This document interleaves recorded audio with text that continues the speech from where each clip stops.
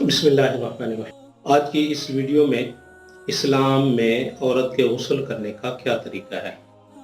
सबसे पहले तो मेरी ख़वातीन माएँ बहनें इस बात को समझें कि गुस्ल के अंदर आप लोगों ने ऐसी कोई चीज़ जिस्म के किसी हिस्से पे भी जो माएदार हो, जिस्म रखने वाली हो, वो अगर आपने लगाई हुई है तो गुस्ल से पहले सबसे पहले आपने उसको रिमूव करना है। मसलन आपने नाखून पॉलिश लगाई हुई है या बालों के अंदर आपने ऐसा कोई कलर लगाया हुआ है जो माएदार है, जिस्मदार है, कि जिसके लगने की वजह से पानी बालों तक नहीं पहुंच सकता, या अगर आपने अंगूठी या ऐसा छल्ला पहना हुआ है कि उसको बगैर हिलाए उसके नीचे पानी नहीं पहुंचता, तो सबसे पहले आपने ये चीज़ें ख़त्म करनी है, तब जाके आपने फिर गुस्ल की इब्तिदा करनी है। तो गुस्ल का तरीका ये है कि सबसे पहले आपने तहारत के लिए हाथ धोने के बाद आपने इस्तिंजा करना है। इस्तिंजा करने के बाद जो बदन पे निजासत लगी हुई है उसको दूर करना है। उसके बाद आप एक मरतबा वुज़ू कर लें। पाँव अभी धोने हैं तो अभी धो लें।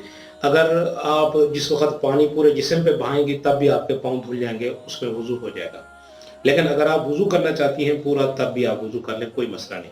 उसके बाद आपने 3 मरतबा मुंह में पानी लेके गरारा करना है, कुल्ली करनी है कि गले के आखिर तक पानी पहुंच जाए। फिर उसके बाद आपने नाक में पानी डालना है 3 मरतबा।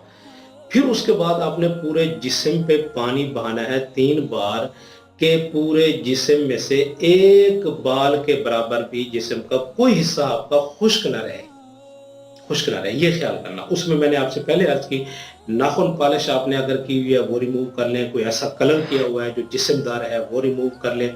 अगर आपने अंगूठी पहनी हुई है वो तंग है, उसके नीचे पानी नहीं पहुंचता, आपको वो अंगूठी उतार दें या उसको हिलाएं गुस्ल करते वक्त, ताकि वो पानी नीचे चला जाए। अगर ऐसा नहीं किया आपने, और ये भी समझ लें ये नाखून जो बड़े होते हैं ना जिन खवातीन के, उनको भी ये ख्याल करना चाहिए कि नाखून आगे बड़े होते हैं, पानी ऊपर से यूं बह जाता है, ये नीचे की तरफ से पानी नहीं अगर लगता तो तब भी आपका गुस्ल नहीं होगा। आप उस वक्त तक नजासत में रहेगी जब तक आपके यहाँ ये पानी पूरा पूरा नहीं पहुँचता।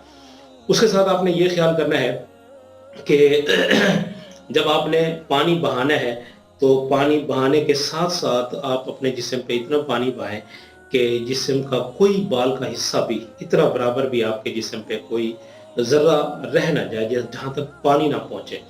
तो उसके बाद आप जैसे नॉर्मली इंसान होता है, आप अपना पानी वाश करें, और उसके बाद ये है कि आप वज़ू करके जो पहले वज़ू किया हुआ है वो भी काफ़ी है आपका। तो बाज़ लोग ये समझते हैं, बाज़ ख़वातीन ये भी समझती हैं कि अलहदा फिर दोबारा वज़ू करना ज़रूरी होता है। ये ज़रूरी नहीं है। जब आपने गुस्ल कर लिया तो ये गुस्ल वज़ू का यूँ समझो कि अमीर है, अव्वल है, ठीक है, और वज़ू गुस्ल का खलीफा है।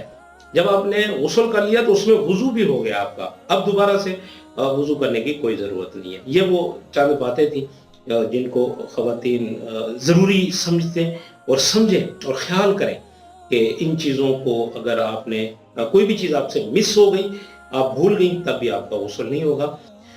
इन चीज़ों को मद्देनज़र रखते हुए आपने गुस्ल करना है ताकि आपका गुस्ल ठीक हो, बदन पाक हो जाए, आपकी नमाज ठीक हो, आपका तिलावत ठीक हो, आपका कुरान पकड़ना ठीक हो। अल्लाह हमें दीन पर अमल करने की और इसको समझ के इसके ऊपर अमल करने की तौफीक नसीब फरमाए।